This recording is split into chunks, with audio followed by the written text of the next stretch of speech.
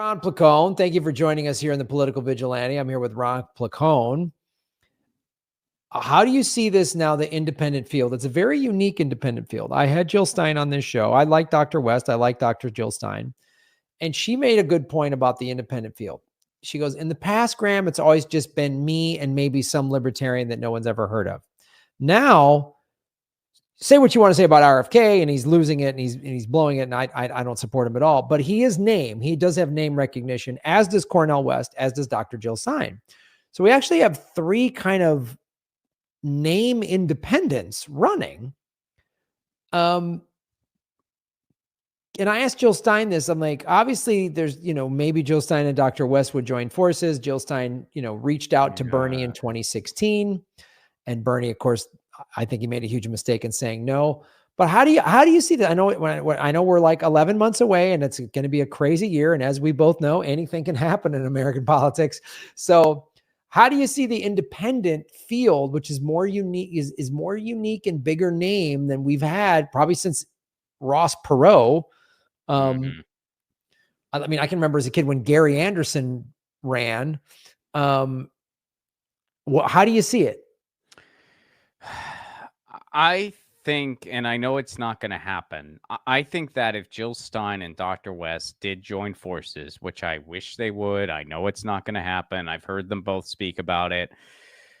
I wish somehow they could build that bridge. But I think that if that were to happen, the Green Party would reach 5%, which would be a huge game changer. People are like, well, that's some nominal number that they threw out there. Look, maybe it is, but that nominal number gets you matching federal funds. That's a game changer when you're a political party that does have over 100 people that hold office. And look, there's plenty of reasons to criticize the Green Party. There's a lot of things they do that I'm not a fan of. There's a lot of things they do that I'm a huge fan of. But regardless, they are by far the furthest along third party we have. I mean, Jill Stein will say that. Jill will be like, yeah, we've got our issues except for all the other ones. We're the furthest one along. Right. And so I really wish something like that could happen. I have a lot of respect for both Dr. Stein and Dr. West.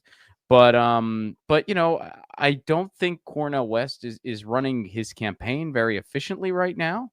And it saddens me to see. I mean, I think the campaign has lost just kind of a lot of momentum because I don't think it really has that solid of a direction at the moment. I think his whole idea where he's going to have campaign managers, kind of like a jazz band or however he was describing it, I don't think that's going to be. I don't think that's going to work well. Like, I don't think that's going to yield good results. I mean, I hope I'm wrong. I think that bringing Peter Dow on board was a mistake. That guy has, and we don't have to get into him a bunch, but, I have no idea if that guy's change is genuine or not. I don't really care. I'm not inside his head.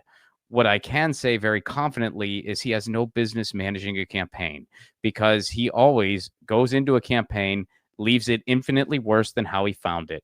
He did it to a ton of grassroots candidates in 2020. He did it to Marianne Williamson. He did it to Cornel West. There is a reason that there is not one person you can find who worked with that guy in 2020 who recommends him.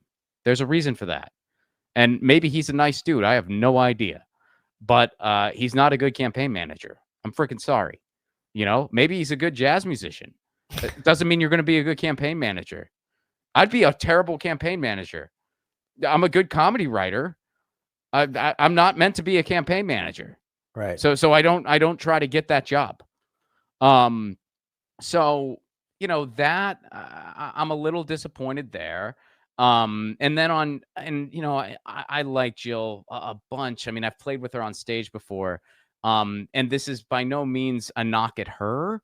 This is just sort of being like kind of just seeing big picture. The Green Party needs some new faces. It needs some fresh blood. It just, it's just time. And that's not a knock at Jill. She's an amazing candidate. She's a brilliant speaker. I would be proud to vote for her anytime, and I'll likely vote for her again. I mean, the Green Party still needs to have their primary. It's tough to say what's going to happen, but, I would strategically vote for her because I'd rather, try to help the Greens get to 5% than just vote for an independent, as much as I like Dr. West too. But But I just think it's time for a new era, and I don't know how you make that bench deeper. I really don't. I wish I had the answer, but all valid points from Ron Placone. People, where can people follow you online, Ron? You can follow me Twitter at Ron Placone, YouTube Ron Placone, Instagram Ron Placone. I'm Ron Placone on all of them. I got some screenings coming up on my movie. February 22nd will be in. It'll be screened in Tucson. February 29th, Omaha. March 20th, Washington D.C. March 22nd, Pittsburgh. That's a show and a screening, so I'll be there at that one, and there will be a Q&A after. Graham's in the movie. He's hilarious. So you can go to my website to find out about those screenings and where you can see my movie Left at Wall. And I have a new podcast called 1000 with Ron Placone. You can get wherever you get your podcasts. Outstanding. And folks, don't forget to go to GrahamElwood.com to get your political vigilante merchandise. You can get this mug. Look at that. Makes a great holiday gift. Go to GrahamElwood.com. And remember, shave your knuckles for justice. Boom.